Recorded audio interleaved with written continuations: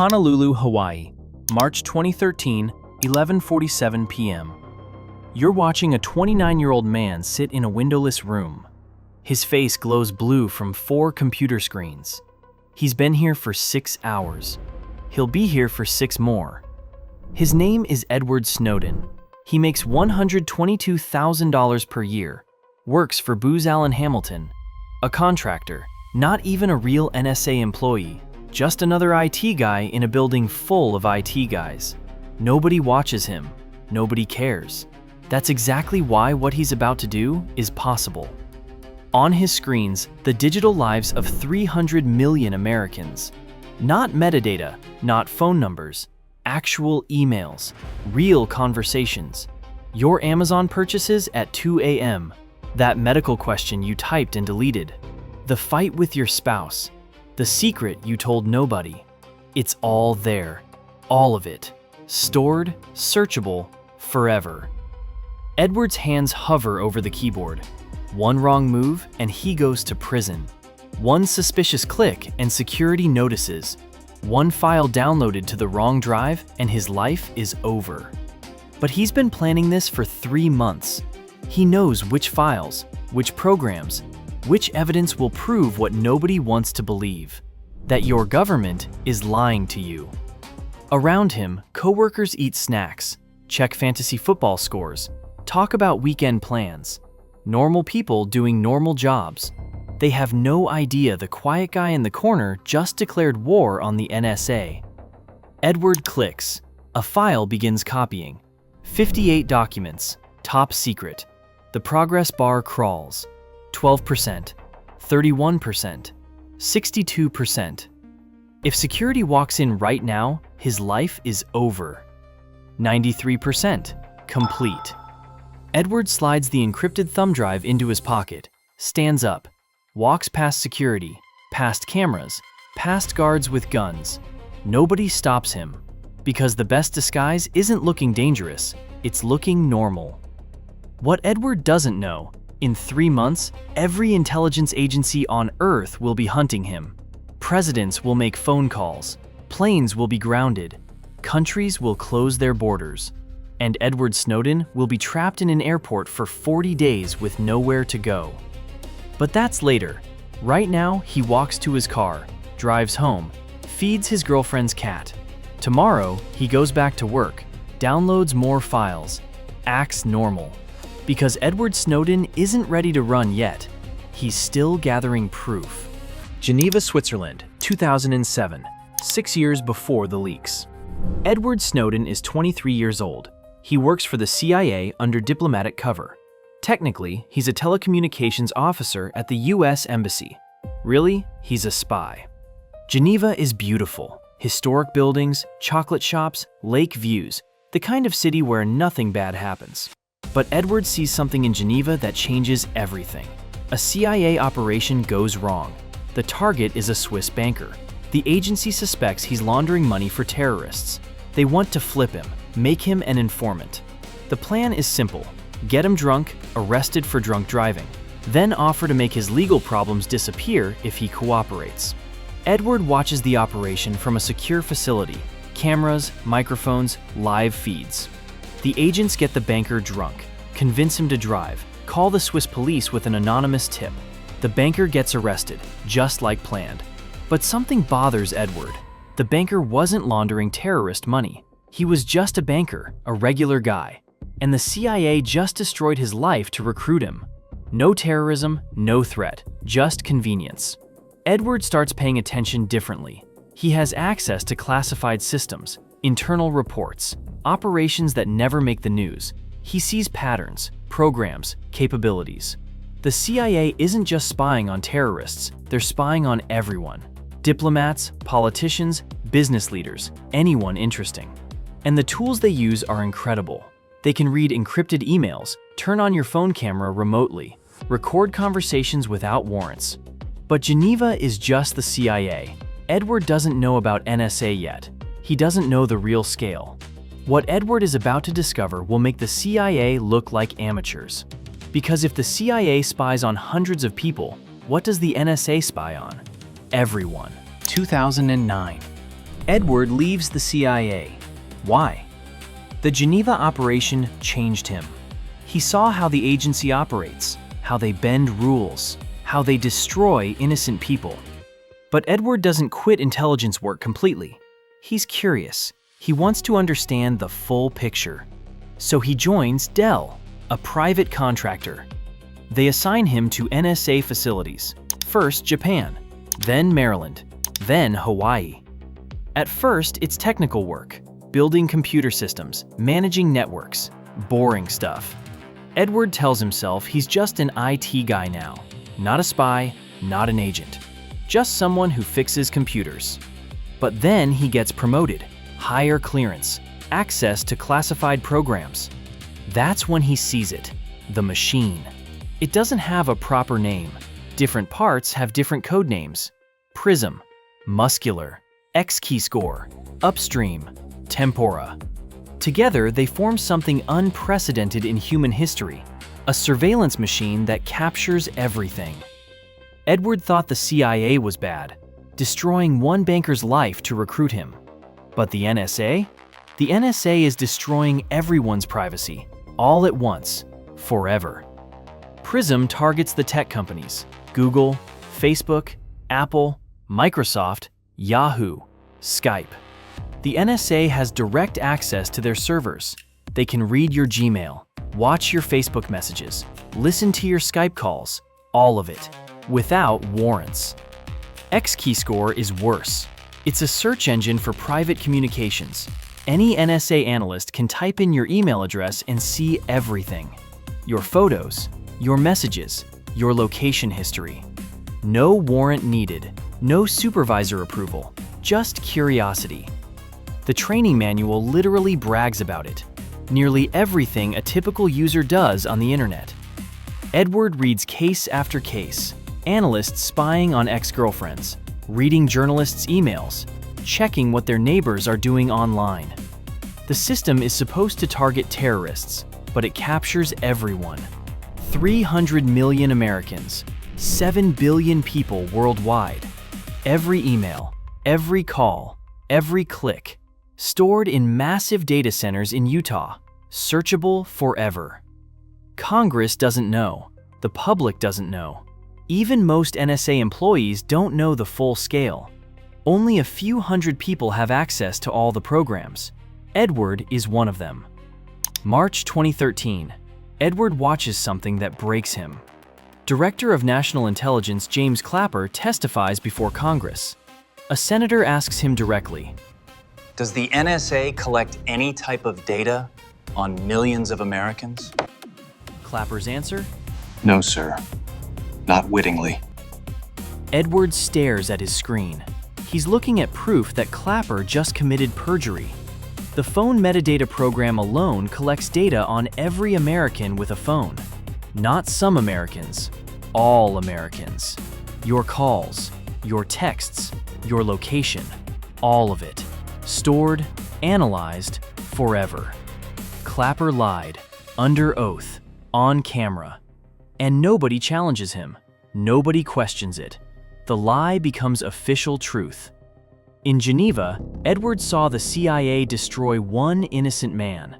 Now he's watching the NSA destroy everyone's privacy, while the Director of National Intelligence lies to Congress. Edward makes a decision. Someone has to tell the truth. Someone has to show the proof. But he knows what happens to whistleblowers. Bradley Manning is in military prison. Thomas Drake got prosecuted under the Espionage Act. The government destroys people who leak classified information. Edward has two choices: stay silent and live normally, or speak up and lose everything. His job, his home, his girlfriend, his freedom, his country. But there's one problem. How do you expose the most powerful intelligence agency in the world when they're watching everyone? When every phone call is monitored, every email is read, every movement is tracked. Edward needs help. From journalists who don't trust anonymous sources, from filmmakers who think he's crazy, and he needs to contact them without the NSA noticing. That's when Edward does something brilliant and ridiculous. January 2013. 4 months before the world changes. Edward creates a fake email account, impossible to trace, multiple layers of encryption. He reaches out to a documentary filmmaker named Laura Poitras. Laura is already on government watch lists. She made documentaries about the war in Iraq, critical documentaries, the kind that make intelligence agencies nervous.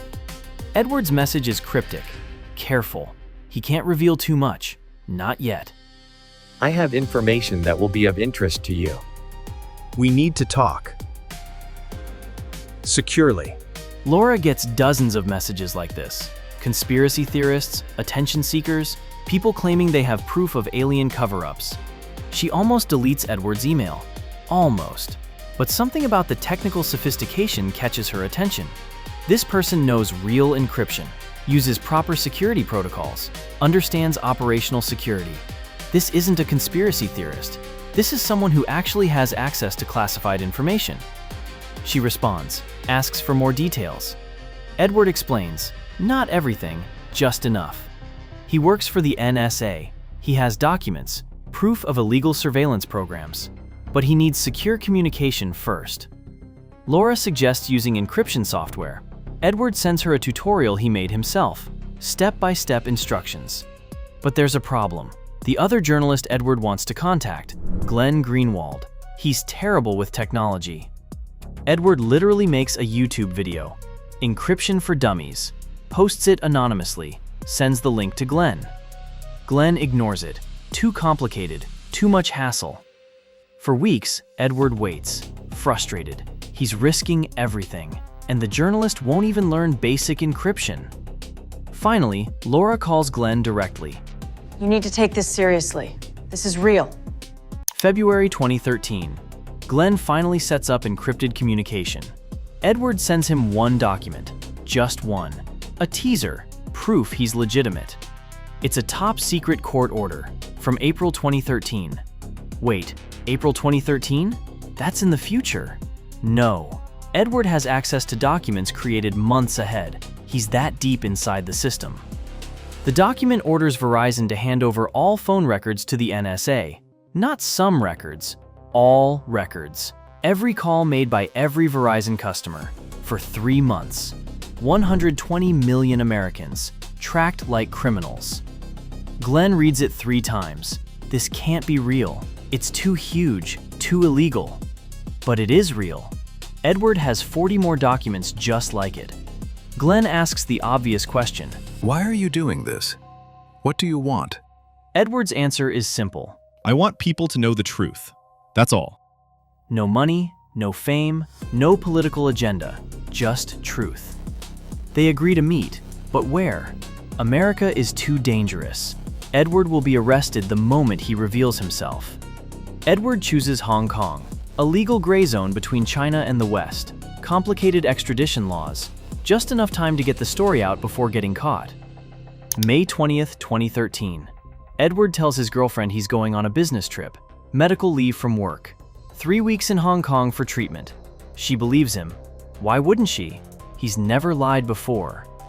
Edward boards the flight with 4 laptops and one ridiculous prop, a Rubik's Cube. He told Glenn, You'll recognize me. I'll be holding a Rubik's Cube. like a spy movie, like Cold War nonsense, but it works. June 3rd, 2013, Hong Kong, Mira Hotel. Glenn Greenwald walks into the lobby looking for a man with a Rubik's Cube. He expects someone older, someone who looks dangerous, a hardened insider. Instead, he sees a kid, a 29-year-old who looks like he fixes printers. Glenn thinks, This can't be him. but then he opens his laptop and shows Glenn proof that will bring down the most powerful government on Earth. The only question is, will they survive long enough to publish it? June 3rd, 2013, Mira Hotel, Hong Kong, room 1014. Glenn Greenwald and Laura Poitras walk into the lobby. They're looking for a man holding a Rubik's Cube. They expect someone older, someone who looks like they've seen things, a grizzled veteran, a hardened insider. Instead, they see a kid. That's what Glenn thinks. This can't be him. He looks like he fixes printers. But Edward waves them over, Rubik's Cube in hand. They go upstairs, room 1014, small, anonymous. Just a bed, desk, and window overlooking Hong Kong. Edward opens his laptop. No small talk, no introductions, just evidence. First document, the Verizon court order. Glenn has seen this one already, but seeing it again, in person, makes it real. Second document, Prism slides, PowerPoint presentations, top secret stamps on every page. The slides list 9 companies: Google, Facebook, Microsoft, Apple, Yahoo, Skype, YouTube, AOL, PalTalk. Each company logo sits under Prism Collection data flow, direct access to their servers. Your private Facebook messages, your Gmail drafts, your Skype calls, all available to NSA analysts without warrants. Glenn's hands shake as he reads. Laura films everything. Edward stays calm. Third document, Upstream. This one is worse. The NSA physically taps undersea internet cables, the fiber optic cables that carry all internet traffic between continents. Every email crossing the Atlantic, every Skype call bouncing through satellites, copied, stored, analyzed. Not targeted surveillance, mass surveillance, bulk collection of everything. Fourth document, X-Keyscore, the nightmare tool. One slide shows an analyst's interface. They've typed someone's email address. The system pulls up everything: emails, passwords, credit card numbers, photos, private messages, medical records, everything. Any analyst can do this. No warrant, no oversight, just type and search. NSA has built the largest surveillance infrastructure in history. They're collecting everything, storing it forever, and nobody knows. Congress must have authorized this, right? Congress doesn't know the full scope. They're lied to. The FISA court rubber stamps everything. There's no real oversight. You know they'll prosecute you? I know. But someone has to tell the truth. For 5 days, they work 18-hour shifts, verifying documents, writing articles, building the case. Edward barely sleeps. He knows the clock is ticking. Once the articles publish, the NSA will realize someone leaked. They'll start investigating. They'll find him. He has maybe 48 hours of freedom left, maybe less. June 5th, 2013, 6 p.m. Eastern Time. Glenn clicks publish on the first article. The Guardian's website loads the story. Headline: NSA collecting phone records of millions of Verizon customers daily. Within minutes, the website crashes from traffic. Too many people trying to read it. CNN breaks into regular programming, Fox News 2, MSNBC, every major network. They're all showing the same document, the Verizon court order, the proof. June 6th, 2013, the second article drops, Prism. The Washington Post and The Guardian publish simultaneously. Tech company logos, top secret stamps, direct access to their servers. Google's CEO releases a statement. We've never heard of Prism. The leaked documents say otherwise. Facebook denies everything. Apple issues a carefully worded statement. Microsoft stays silent. Someone is lying. And everyone knows it's not Edward. June 9th, 2013. Edward makes the biggest decision of his life. He reveals himself. Records a video in his hotel room. Calm, measured, professional. My name is Edward Snowden. I'm 29 years old. I worked for the NSA. I'm the source of these leaks. I don't want to live in a world where everything I do and say is recorded. That's not something I'm willing to support. The video is uploaded to The Guardian's website. Within hours, it has 50 million views. The internet explodes. Half of Twitter calls him a hero. The other half wants him executed for treason. News anchors can't believe it. This kid, this nobody IT contractor, just declared war on the United States government. Within hours, the US charges him under the Espionage Act. 3 counts: theft of government property, unauthorized communication of defense information, willful communication of classified intelligence. Maximum penalty: death. In Hong Kong, Edward's hotel is surrounded. Journalists, tourists with cameras, intelligence agents pretending to be tourists. He checks out on June 10th, disappears into a safe house. The hunt has begun. But Edward Snowden has one advantage. He planned this. Every step, every contingency. He's about to pull off an escape that makes Hollywood look boring. June 23rd, 2013, Hong Kong Airport. Edward Snowden boards a flight to Moscow. No luggage. just fear. China ignores US screams to arrest him. Bureaucratic delays, paperwork problems, translation, middle finger to America. The plane takes off, but when it enters Russian airspace, the US cancels his passport. Edward is now stateless, can't enter Russia, can't leave Russia. For 40 days, he lives in Sheremetyevo Airport, sleeps in chairs, eats from vending machines. Meanwhile, the US forces Bolivia's presidential plane to land in Vienna, searching for Snowden. They find nothing, just a humiliated president. Now Edward knows they'll do anything to catch him, even illegal things. August 1st, 2013. Russia grants him asylum, not because Putin loves whistleblowers, but because embarrassing America is priceless. Edward walks out of the airport, same shirt he wore 40 days ago, into a country he never planned to live in. He traded everything for the truth: career, home, girlfriend, country, freedom.